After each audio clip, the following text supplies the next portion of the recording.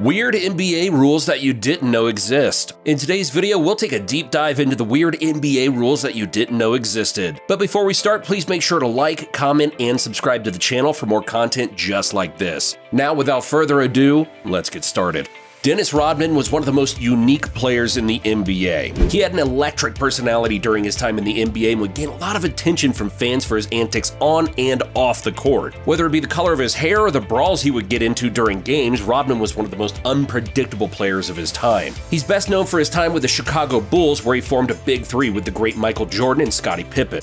He was already a champion, though, before teaming up with the two, when he won 2 championships with the Detroit Pistons. One of the times that isn't very well remembered for Rodman is his time with the Dallas Mavericks. Rodman was only there for a very short period of time, playing for part of the 1999 season. Dennis only played 12 games with the Mavericks and didn't play as expected. In fact, fans actually began to turn on Rodman for his poor performances in Dallas. So his stints with the Mavs didn't last that long, and his biggest contribution to the franchise was the huge controversy surrounding his jersey number. Dennis Rodman wanted to wear the number 69 with the Dallas Mavericks. The NBA disallowed him from doing this because of the double entendre behind the number. Because of this, Rodman had to wear number 70 during his time with the Mavericks. Regardless of the controversy, the jersey still ended up getting made, as Rodman even took a picture with it. Funny enough, there's even a picture of Mark Cuban in his office with that jersey hanging in the background. Dennis Rodman never got to wear number 69 as a jersey in Dallas, and no other NBA player has ever worn it because of the meaning behind it.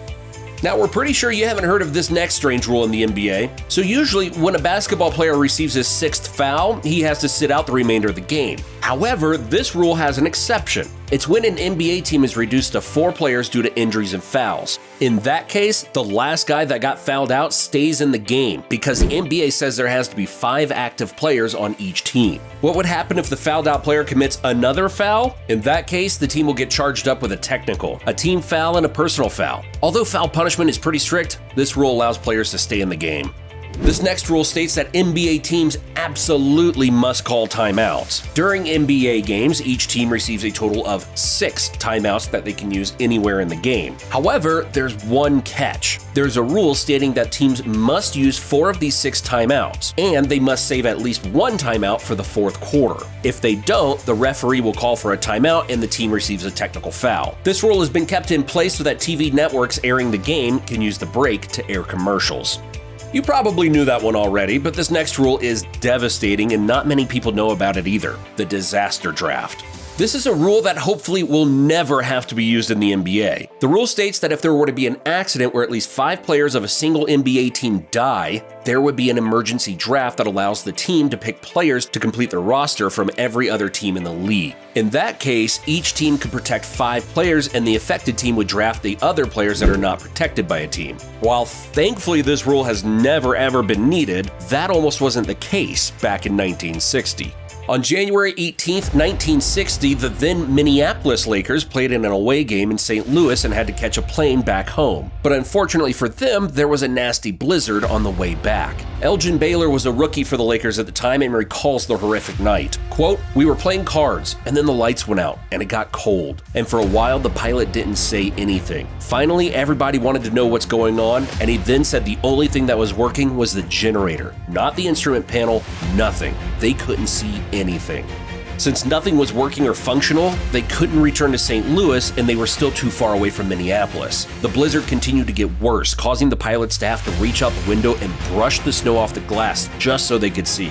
With a frostbitten face and the plane running out of gas, the pilot said to the Lakers what every person fears to hear on a flight: "We're going down."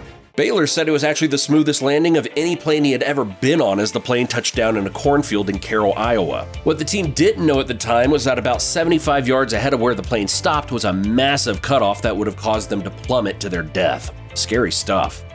Moving on to a lighter note, this next rule prohibits players from wearing any other brands that are not the NBA. Part of the rule reads, no portion of a player can contain any name, logo, visible technology that is marketed as a logo or a brand linked to a company or other commercial or promotional designation of any kind visible to the public. Covered up and colored logos are not permitted. This prohibition does not apply to the NBA or team name or logo, any name, logo, or commercial or promotional designation approved in advance by the NBA.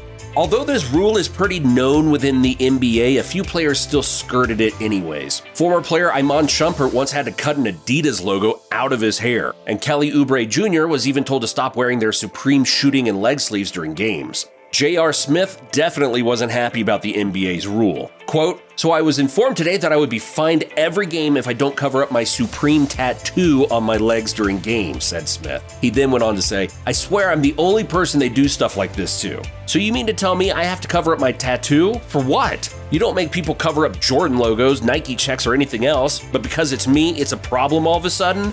Wow. Even though there was clearly a disagreement going on between Smith and the NBA, he still decided eventually to listen to the NBA to avoid major fines. While seeing players wear Supreme and other fashion brands as shooting sleeves are cool to see, especially for younger fans, it's safe to say we won't be seeing them on the basketball court anytime soon. Did you enjoy the video? If so, hit the like button and subscribe to NBA Swish for more amazing NBA content just like this. Take care, and we'll see you in the next one.